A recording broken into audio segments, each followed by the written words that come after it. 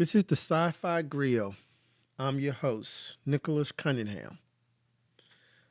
Over the last several episodes, we've talked about leadership under pressure, about fear, about survival, about obedience, resistance, and responsibility. But underneath every one of those conversations, there's been a quieter question waiting to be asked. Not what do we believe, but what are we willing to give up to protect those beliefs? Because ideals are easy when they're convenient. Values are easy when they don't cost us anything. Science fiction doesn't test us when everything is going well. It tests us when something must be sacrificed. So today, we're going to sit with that discomfort, not to judge these characters, but to learn from the choices they make when the future demands a price. Captain Jean-Luc Picard believes something radical, that morality is not situational, that principles are not conditional, that the moment you compromise your value for efficiency, you've already lost. Captain Picard is willing to give up strategic advantage, political expediency, and sometimes even victory before he gives up the moral foundation of the Federation. And that choice is powerful, but it comes at a cost. Captain Picard's leadership assumed the following: institution will survive ethical restraint. Time exists to do the right thing. Others will also honor the same rules. Science fiction asks us to wrestle with this. What happens when the world no longer rewards restraint? Picard is the ideal, but ideals are fragile when system around them erodes. So the question becomes, is refusing to compromise always moral, or can it become a luxury? Captain James T. Kirk lives in a different tension. Kirk believes in the spirit of the law more than the letter. He is willing to give up the following: procedural purity, strict obedience, and sometimes even Starfleet approval to protect lives. Captain Kirk leadership asks, if the rules fail people in crisis, do you break the rules or break the people? But Kirk's motto is dangerous if misunderstood because it relies on the following. Number one, it relies on individual judgment. It relies too on charisma, and also it relies on moral intuition. And not everyone who breaks the rules is Kirk. Science fiction warns us here. Exceptional rule breakers can save us, but they can also teach the wrong lesson to those who follow. So, what are we willing to give up here? Order, consistency, or the idea that rules apply equally? I like to look at a different type of person, Han Solo from Star Wars. Han Solo isn't a captain in a traditional sense. He doesn't begin with ideals, he begins with survival. Han is willing to give up the following: detachment, neutrality, and self preservation when he chooses to care. That choice cost him safety. It cost him anonymity.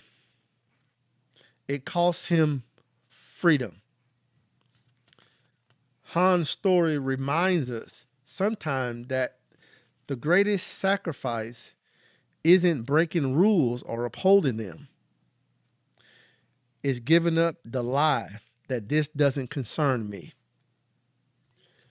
Science fiction asks, how many people survive by refusing to care until caring becomes unavoidable? Let's look at a different person, William Adama from Battlestar Galactica. Adama doesn't get the luxury of philosophy. He commands humanity at the edge of extinction. Adama is willing to give up democratic norms.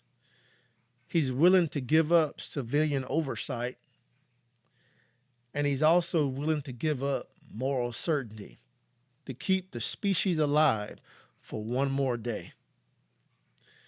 He doesn't abandon ethics, he triages them. Battlestar Galactica forces us to confront a brutal truth. Survival doesn't erase morality, it distorts it. Adama's leadership asks, what happens when everything is a necessary evil? And here's the most uncomfortable part. Most of his decision makes sense in the moment. That's the warning. The danger isn't cruelty, it's reason compromise repeated until values become optional. If Adama represents military compromise, Laura Rosalind, also from Battlestar Galactica, represents political compromise. Rosalind is willing to give up electoral legitimacy, procedural fairness, and also long-term trust to preserve order. She governs through secrecy, manipulation, and moral exception, not because she wants power, but because she believes collapse would be worse. So science fiction asks us something chilling here. Is preserving society worth undermining the very principle that defines it?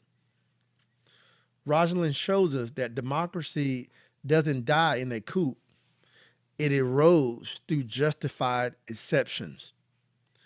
And once exceptions become normal, the original values become negotiable. So, across all these stories, one truth emerges. The future never asks for everything at once. It asks for small compromise. It asks for a temporary exception. And it asks for a necessary sacrifice. And then it asks again. Captain Picard refuses. Kirk improvises. Han chooses to care. Adama prioritizes survival. Rosalind preserves order at cost. But none of them are villains. None of them are perfect. Science fiction isn't asking who's right. It's asking, what do you give up first? Your rules, your ideals, your comfort, your empathy. What do you give up first? So where does this leave us today? Science fiction doesn't warn us about the future. It warns us about ourselves under pressure. Because the future doesn't arrive fully formed. It's built decision by decision. So when we ask, what are we willing to give up? What we're really asking is, what are we willing to lose no matter the cost? That answer matters more than any technology will ever. Every sacrifice feels justified in the moment that is made. But the real test doesn't come from the crisis, it comes after.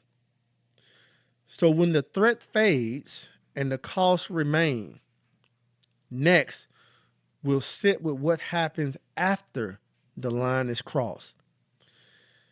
This has been the Sci-Fi Griot, a place to slow down, to reflect, and to imagine the future with our eyes open.